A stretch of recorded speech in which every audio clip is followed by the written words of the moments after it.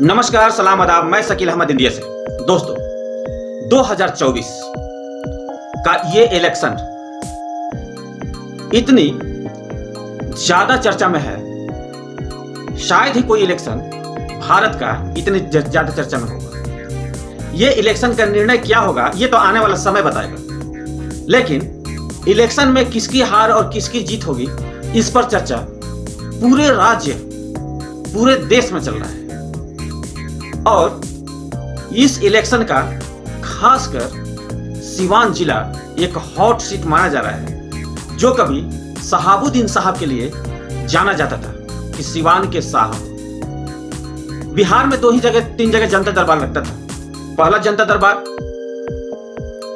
आपको पटना में, दूसरा जनता दरबार जिला वाइज डीएम के पास, और तीसरा जनता दरबार जो शहाबुद्दीन साहब की तरफ से लगाया जाता था सिवान जिला में। उसमें दुख दर्द से भरे लोगों का सुनवाई होता था, और जो शहाबुद्दीन साहब का जो मोहर लग जाता था वो मोहर अटल होता था, वो दोनों पक्षों को मानना पड़ता था। आज शहाबुद्दीन साहब के नहीं रहने पर उनकी विरासत की लड़ाई हिना साहब लड़ने जा रही है और निर्दलीय चुनाव ये लड़ेंगे। इसलिए सिवान जिला आजकल एक हॉट सीट माना जा रहा है। सबकी निगाहें इस सिवान पर टिकी हुई है, और सिवान की जनता आज अपने अपने नेताओं के जीतने का दावा कर रही है। बीजेपी के जो पक्ष वाले हैं वो अपना राग अलग अलाप रहे हैं, आरजेडी के जो पक्ष के हैं वो अपना राग अलग अलाप रहे हैं, लेकिन जो हिना साहब के सपोर्टर हैं, चाहे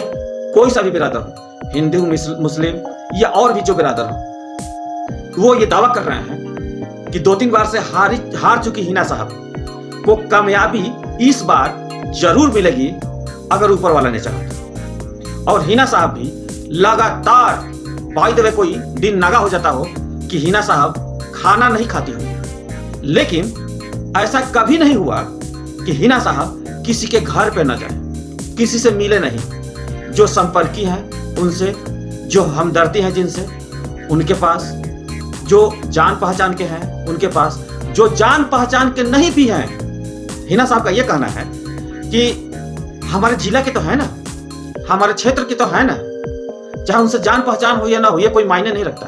वो जिस क्षेत्र से मैं चुनाव लड़ने जा रही हूं वो सारे लोग अपने हैं, और इसलिए हिना साहब ना कोई जाति देखती है, ना कोई धर्म देखती है, सिर्फ ये देखती है कि हमारे क्षेत्र के आदमी है, आम जनता है, मैं उनके लिए काम करूंगी और वो हमारा सपोर्ट करेंगे।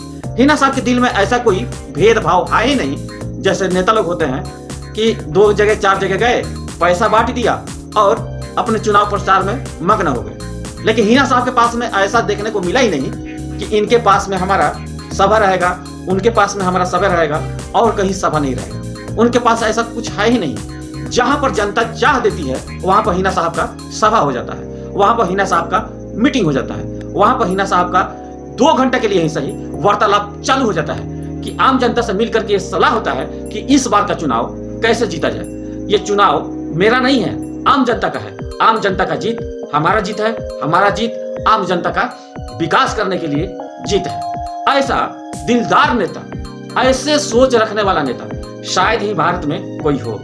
हिना साहब आज उस मुकाम पर पहुंच गई है जो हर एक बच्चा जो अपना होश संभाल लिया है, कुछ बोलने के लिए, कुछ समझने के लिए, कुछ सोचने के लिए, कुछ कहने के लिए, उसके जुबान पर आज हिना साहब का नाम है। किसी से पूछे कि हिना साहब कौन है, बच्चा बता देता है कि हिना साहब एक नेता है।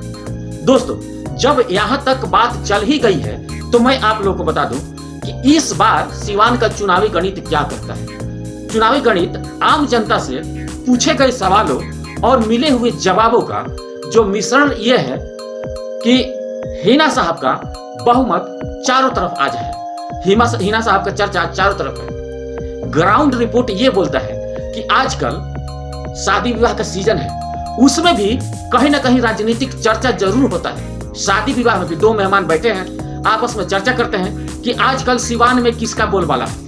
वहां पर हिना साहब का भी चर्चा होता है कि हिना साहब का रैंक क्या है, हिना साहब आजकल कहां कहां दौरा कर रही हैं। हिना साहब आज किस पोजीशन में पहुंची है निर्दलीय चुनाव लड़ने का ऐलान करने के बाद, तो वहां से जो रिपोर्ट आता है, ये रिपोर्ट आता है कि 70% हिना साहब का चर्चा होता है, बाकी 30% बीजेपी और दूसरे पार्टियों का चर्चा होता है। तो आप लोगों को हम ये बता दें कि ग्राउंड रिपोर्ट का ये हाल है, आम जनता का भी वही हाल है।